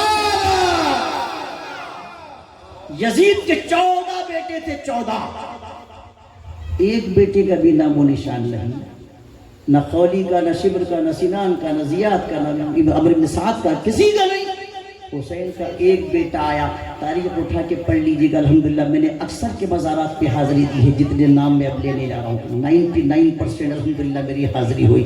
وہ امام زین العابدین جو تنہا پلٹ کے آئے تھے، مگر یہ باقر انہی کی اولاد ہے۔ حضرت موسیٰ کاظم انہی کی اولاد ہے۔ حسن عسکری جن کی اولاد میں امام مہدی تشریف لائیں گے قیامت سے پہلے، مزار شریف سامرا میں بغداد سے 80 کلومیٹر کے فاصلے پر، یہ انہی کے شہزادے ہیں۔ امام تقی انہی کی اولاد ہیں، امام نقی انہی کی اولاد ہیں۔ حضرت امام جعفر صادق جن کی کونوں کی نیاز کرتے ہو، یہ انہی کے شہزادے ہیں۔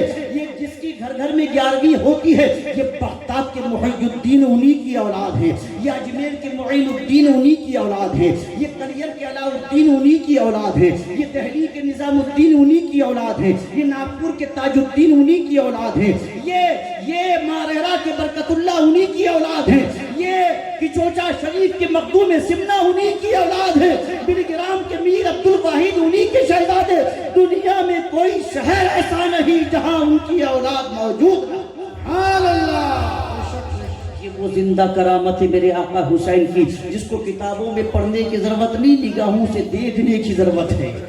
جس میں کسی کتاب کا حوالہ نہیں. اور دوسری کرامت جس کا لائیو ٹیلی کاسٹ آج بھی ہو رہا ہے وہ یہ کہ یزید سے پہلے اس نام کے بہت کے حضرت سے پوچھئے، علماء تشریف فرما ہے، وہاں عبدالرشید صاحب سے پوچھئے گا، یزید نام کے بے شمار سے یزید سے پہلے، مگر حسین سے پہلے کوئی حسین نام کا روئے زمین پر نہیں تھا، حسن سے پہلے کوئی حسن نام کا روئے زمین پر نہیں تھا. یہ خفا میں تھے. یہ جنتی ناموں میں سے دو نام ہیں. یہ اور بات ہے کہ ہارون علیہ السلام کے بیٹے شبیر و شبر کے نام پر حسن اور حسین ہے، مگر یہ اسم کسی کا نہیں تھا. حضور نے حضرت علی نے نام تو حرب رکھا تھا، حضور نے پلٹ کے حسن رکھا تھا. یہ نام کسی کا نام نہیں تھا.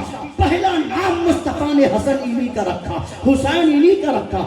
یزید نام کے بے شمار تھے. آج 200 کروڑ سے زیادہ دنیا میں مسلمان ہیں، ایک بھی یزید نام کا نظر نہیں آئے گا. جس کا نام بے شمار تھا اس کا نام روئے زمین سے مٹا دیا گیا، اور جس کا نام دنیا میں کہیں نہیں تھا آج گھر گھر میں حسن بھی ملے گا اور حسین بھی. سبحان اللہ، نعرہ تکبیر، نعرہ رسالت، عظمت حسنین کریمین. سبحان اللہ، سبحان اللہ. 5 منٹ میں بات مکمل. مجھے آپ کے وقت کا احساس ہے، آپ اتنا اچھا سن رہے کہ مجھے پتہ ہی نہیں چلا کہ تقریباً 1.25 گھنٹہ گزرنے کے قریب ہے. آخری منٹ بہت غور سے بڑی توجہ کے ساتھ. اللہ کی راہ میں جو قتل کیے جاتے ہیں نا، اللہ انہیں باقی رکھتا ہے. وَلَا تَقُولُوا لِمَنْ يُقْتَلُ فِي سَبِيلِ اللَّهِ أَمْوَاتٌ بَلْ أَحْيَاءٌ وَلَكِنْ لَا تَشْعُرُونَ. بس سیریس 2 پوائنٹ لے کر کے جائیے 5 منٹ کے اندر. اللہ فرماتا جو راہ خدا میں قتل ہوتے ہیں، علماء سے محرم میں آپ نے خوب تقریریں سنی ہوں گی، اللہ فرماتا وہ زندہ ہیں. میں مفہوم پیش کر رہا ہوں. اور پھر کہا کہ وہ ایسے زندہ ہیں بل احیاء ولکن لا تشعرون، کہ تمہیں ان کی زندگی کا شعور نہیں ہوگا. ایک نکتہ دے رہا ہوں جو انشاءاللہ دماغ اور دل کے دریچوں کو کھول کر کے رکھ دے گا. ہندی کی چندی اردو کی سردو کر کے کسی مناظرے مباحثے کی ضرورت پیش نہیں آئے گی. لوگ کہتے ہیں معاذ اللہ حضور مر کے مٹی میں مل گئے. ہم یہ کہتے ہیں کہ سرکار کا مقام تو بہت افضل و اعلیٰ ہے. قرآن شہید کے بارے میں 2 آیتوں سے ثابت ہوتا ہے قرآن کی روشنی میں کہ شہید زندہ ہوتے ہیں. یہی وجہ ہے کہ نبی کی زندگی پر اکثر مناظرے ہوتے ہیں، مگر شہید کی زندگی پر کوئی مناظرہ نہیں ہوتا، شہید کی زندگی پر کوئی مباحثہ نہیں ہوتا، چونکہ سب جانتے ہیں کہ شہید زندہ ہے. اب جب قرآن نے کہا کہ وہ زندہ ہیں مگر تمہیں ان کی زندگی کا شعور نہیں ہے. شعور سمجھ کے یعنی ہمیں ان کی زندگی سمجھ میں نہیں آئے گی، ہم ان کی زندگی کو برزخی زندگی کو سمجھ نہیں پائیں گے، ہمارے عقل و ذہن و فہم و ادراک میں ان کی زندگی آ نہیں سکتی ہے. جملہ غور سے سنے، اللہ کا قرآن کہتا ہے وہ زندہ ہے مگر تمہیں سمجھ نہیں آئے گا. میں جملہ یہیں سے نکال کے پورے ہندوستان کو دیتا ہوں ہمیشہ. کیا سنیں، جب شہید زندہ ہے اور اللہ فرماتا کہ سمجھ میں نہیں آئے گی ان کی زندگی، تو میں کہتا ہوں کہ پھر سمجھنے کی کوشش ہی کیوں کرتے ہو؟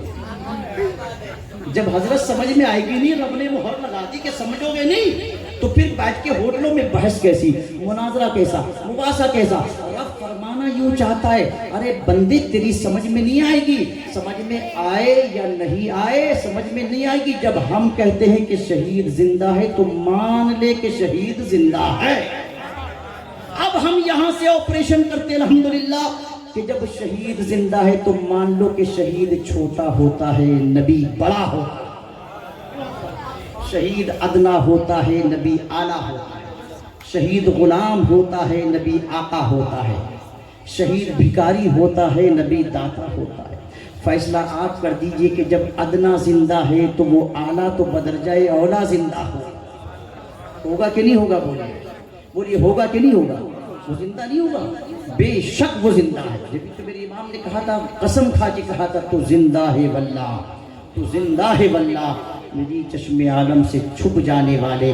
جب یہ غلام زندہ ہے تو وہ آقا تو بدرجہ اولا زندہ ہے. اور اس سے بھی آسان مثال دوں جو انشاءاللہ بچے کی بھی سمجھ میں آ جائے گی بال 30 سیکنڈ کے اندر. میرے مصطفیٰ کیسے زندہ ہیں؟ علامہ تشریف فرما ہے. پوچھئے گا باپ، انتقال ہو جائے کسی کا تو اس کی بیوی کو عدت گزارنی پڑتی ہے. شریعت کا یہی تو قانون ہے حضرت. علماء تشریف رکھتے ہیں. کیوں حضرت؟ چاہے مولانا صاحب کی بیوی ہو، مفتی صاحب ہو، یا مولانا صاحب ہو، یا پیر صاحب ہو، کوئی بھی ہو، اگر انتقال ہو گیا اور بیوی ہے موجود تو شوہر کے انتقال پر بیوی کو بولو کیا کرنا ہے؟ عدت. سب بولیے عدت. یہ تو قانون ہے. عدت گزارنے کے بعد وہ جس سے چاہے نکاح کر سکتی ہے. بڑے آسان لفظوں میں بڑی آسان مثال سے پریکٹیکل ہندی کی چندی کر کے عرض کر رہا ہوں. سنیں، جب میرے سرکار کا وصال ہوا یعنی انتقال ہوا تو حضور کی 9 بیویاں حیات تھیں. کتنی بیویاں؟ 9 بیویاں، 9 ازواج مطہرات سرکار کی حیات تھی. علماء تشریف فرما ہے، پوچھئے جب حضور کا وصال ہوا تو حضور کی کسی بیوی نے بھی عدت نہیں کی. سرکار کی کسی بیوی نے بھی عدت حضرت نہیں کی. کیوں؟ جملہ سنو، یاد کر لو، اس لیے کہ عدت اس کی بیوی کرتی ہے جس کا شوہر مر جاتا ہے. مصطفیٰ تو جانے کے بعد بھی زندہ ہے. سبحان اللہ. کسی بیوی نے عدت نہیں کری. اچھا، عدت گزار کے بیوی چاہے جس سے نکاح کر سکتی ہے. سرکار کی کسی بیوی نے نکاح بھی نہیں کرا. کیوں؟ نکاح اس کی بیوی کرتی ہے جس کا شوہر مر جاتا ہے، موت کی وجہ سے نکاح ٹوٹ جاتا ہے. میرے سرکار کا نکاح ان کی ازواج سے آج بھی ہے اور ہمیشہ قائم ہے. تیسری بات یہ حضرت کہ جب انتقال ہوتا تو باپ کا جو مال ہوتا وہ تقسیم ہوتا، اولاد میں وراثت ورثہ بنتا ہے، تقسیم ہوتا. حضور کی وراثت تقسیم بولو نہیں ہوئی، چونکہ وراثت اس کی تقسیم ہوتی ہے جو مر جاتا ہے. مصطفیٰ تو جانے کے بعد بھی زندہ ہے. سرکار تو جانے کے بعد بھی بولیے زندہ ہے. اسی لیے فرماتے حیاتی خیر لکم و مماتی خیر لکم. میرا دنیا میں آنا بھی رحمت ہے اور دنیا سے جانا بھی رحمت ہے. اسی لیے ہم حضور کا میلاد مناتے ہیں، چونکہ میلاد اسی کا منایا جاتا ہے جو زندہ ہوتا ہے. مردوں کا میلاد نہیں ہوتا. حضور تشریف لائے تو امت کے لیے عید کا دن تھا اور حضور تشریف لے گئے تو ان کے لیے عید کا دن تھا. نبی آتا ہے تو امت کے لیے عید کا دن. حضرت آدم کی پیدائش یعنی تخلیق ہوئی تو حدیث شریف میں آتا الجمعۃ عید المؤمنین، جمعہ مومنوں کی عید کا دن ہے. کیوں؟ فیہ خلق آدم، اللہ نے جمعے میں آدم کی تخلیق فرمائی. اب فیصلہ آپ کر دیجئے، آدم کی پیدائش ہو جب جمعہ عید بن سکتا ہے آدم کی پیدائش کی وجہ سے تو 12 ربیع الاول تو تمام عیدوں سے افضل ہو جائے گا کی تشریف آوری کی وجہ سے.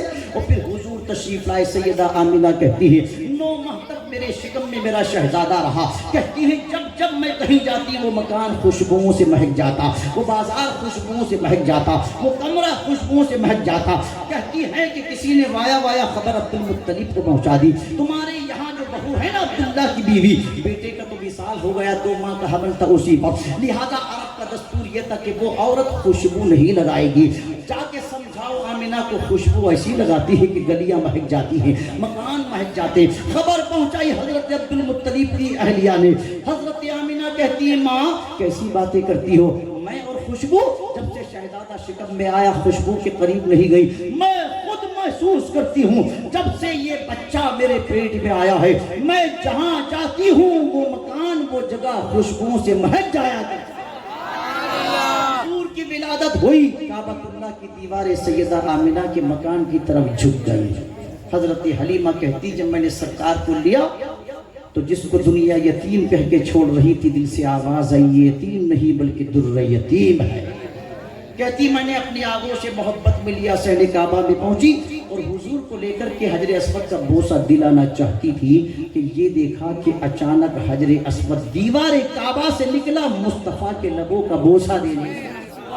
کہتی جو بیمار اونچ نیچ چل نہیں سکتی تھی محمد کو لے کے بیٹھی تو تیز رفتار جو قافلہ پہلے نکل گیا تھا وہ ساتھ چھوٹ گیا پیچھے. عورتوں نے پوچھا، بنو سعد کی عورتوں نے، حلیمہ کیا مکے کی پوری منڈی سے کوئی سواری نہیں خرید لی؟ کہا سواری نہیں خریدی، ایک سوار نیا آ گیا. جہاں جہاں اونٹنی کے قدم پڑتے تھے وہ زمین سر سبز و شاداب یعنی ہری بھری ہو جاتی. اپنے گاؤں میں پہنچی جو طائف سے 70 کلومیٹر کے فاصلے پر ہے. جب رات میں چونکہ ایک زمانہ ہو گیا تھا مہینوں سے گھر میں چراغ روشن نہیں ہوا تھا، محلے کی عورتوں نے کہا گرانی کا وقت ہے، 10 سالی کا زمانہ ہے، اے آمنہ رات کو چراغ نہ جلایا کر، پوری رات روشن نام سے روشنی آتی ہے. حضرت حلیمہ کہتی جب سے محمد آئے چراغ جلانا ہی چھوڑ دیا. 4 برس کی عمر مصطفیٰ کا بچپن حلیمہ کی یہاں گزرا. جن بکریوں کے تھن خشک ہو گئے تھے ان میں دودھ کی نہریں جاری ہو گئی. عالم یہ تھا کہ حارث عبداللہ اور شیمہ کہتے ہیں سبحان اللہ کہ ایک روز مصطفیٰ کو لے کر کے جب چلے صحرا کی جانب فرمایا ماں اجازت دے میرے بھائی بہن جہاں جاتے وہاں میں بھی جاؤں. یہ خصلت نبوت کا اظہار ہو رہا تھا, بچپن ہی میں سرکار کو بھیجا. حلیمہ کہتی دل تو نہیں چاہتا تھا مگر حضور کو انکار نہ کر سکی. حارث لے کے ہاتھ پکڑ کے محمد کا باہر نکلے اور بکریوں کا ریوڑ بڑی تیزی سے جاتا تھا. دھوپ کی شدت کی وجہ سے کچھ کھانے کو ملے گا. دوسرے چرواہوں سے ان کے مالک کہا کرتے تھے اپنی بکریاں وہاں چرایا کرو جہاں حلیمہ کی بکریاں چرتی ہیں. ان چرواہوں نے اسٹرائک کر دی, ہڑتال کری, بولے کیسی باتیں کر رہے ہو, یہ حلیمہ کی بکریاں جہاں چرتی ہیں اس وادی کا کمال نہیں, وہ ایک بچہ محمد نام کا آتا ہے, یہ اس کے قدموں کی برکت ہے. جہاں جاتا ہے وادیاں ہری بھری ہو جاتی ہیں, ہری بھری. پکڑا حارث نے, باہر نکلے, چلو آج محمد کو لے کر کے چلیں. حضور ابھی دروازے پر تھے, بکریاں باہر تھی, ایک بکری آگے چلنے کو تیار نہیں. گھبرائے اندر گئے, حلیمہ سے کہا یہ کیا ہو گیا پھر آج؟ بکریاں بڑی تیزی سے جاتی تھی, آج کیوں نہیں جا رہی؟ مسکرا کے بولی پھر کوئی چیز ظہور میں آنے والی ہے. ہاتھ پکڑا حضور کا, بکریوں سے آگے لے کر گئی. بکریوں نے چلنا شروع کر دیا, دنیا کو پیغام دے دیا ہم جانور ضرور ہیں مگر ہم جانتے ہیں کہ نبی کے آگے نہیں بلکہ پیچھے چلا جاتا ہے.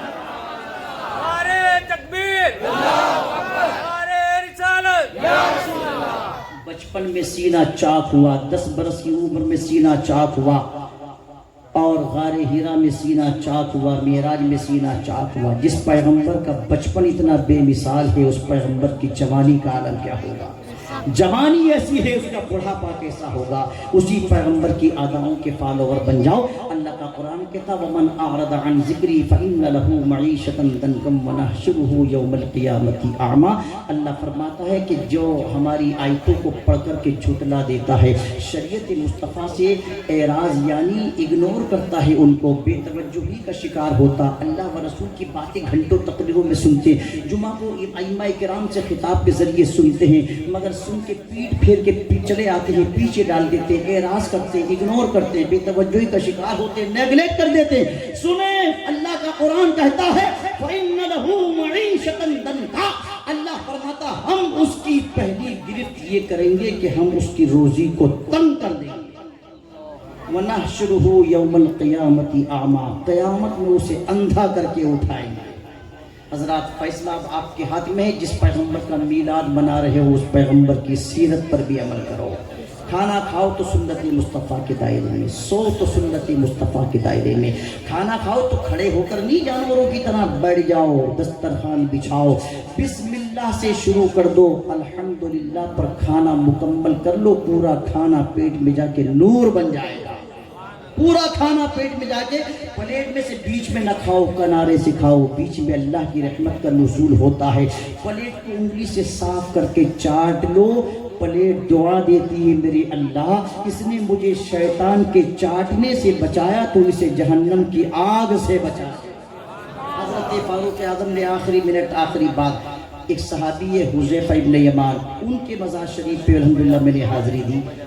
ان کو ایران کا گورنر بنا کر کے بھیجا. آج شادیوں میں دیکھیں کھڑے ہو کے کھانا, سمجھے حضرت آئے دن آپ حضرات خطابات کرتے ہیں, قوم کو سجاتے ہیں, مگر قوم کا نظریہ یہ ہو گیا کہ جو کھانا کھڑے ہو کے کھاتا اسے ہم VIP سمجھتے ہیں, اسٹینڈرڈ سمجھتے ہیں, ویری امپورٹنٹ پرسن سمجھتے ہیں. سنیں, کھانا کھڑے ہو کر کے کھانے والا VIP نہیں ہوتا ہے, دسترخوان بچھا کے حضور کی سنت کے مطابق کھانے والا VIP ہوتا ہے. یاد رکھیے آپ, یہ کوئی طریقہ کہ اسٹال لگا دیے, دکانیں لگا دی, ادھر کھانا, ادھر قیمہ, ادھر گوشت ہے, ادھر روٹیاں, ادھر بریانی, ادھر کھیر ہے. عالم یہ ہے کہ جس کو آپ نے انویٹیشن دے کے, کارڈ دے کے, محبت سے مہمان بنا کر کے بلایا تھا, وہ سنت مصطفیٰ کو چھوڑا تو ہاتھ میں پلیٹ رکھ کے بھکاریوں کی طرح گھومتا ہے. کبھی اس دکان پر جاتا, کبھی اس دکان پر جاتا, کبھی اس دکان پر جاتا, کبھی وہاں سے روٹی لاتا, وہاں سے سبزی لاتا, وہاں سے پانی لاتا. آیا تھا مہمان بن کے, سنت مصطفیٰ کو چھوڑا تو بھکاری بن گیا. ایک لمحے کے اندر یاد رکھو VIP وہ ہوتا ہے, VIP علماء ہیں جو اسٹیج پر بیٹھے ہیں اس لیے کہ ان کا کوئی قدم سنت رسول کے خلاف نہیں ہوتا ہے. یاد رکھو اگر پانی بھی کبھی دھوکے سے غلطی سے کھڑے ہو کر کے پی لو تو حکم ہے کہ باہر نکال دو ورنہ پیٹ میں جا کے کئی بیماریاں پیدا کر دے گا. جلدی سے 1 منٹ میں بات ختم کر دو. حذیفہ ابن یمان کو گورنر بنا کر کے بھیجا.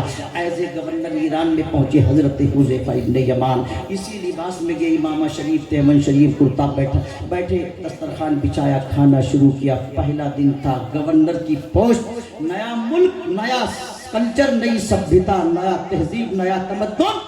کچھ لوگ سامنے بھی بیٹھے تھے جو باقی قسم کے تھے, لقمہ اٹھا کے کھا رہے تھے. ایک لقمہ ہاتھ سے گرا, نیچے دسترخوان پر پہنچا. حضرت حذیفہ نے اٹھا کے پھر واپس کھا لیا.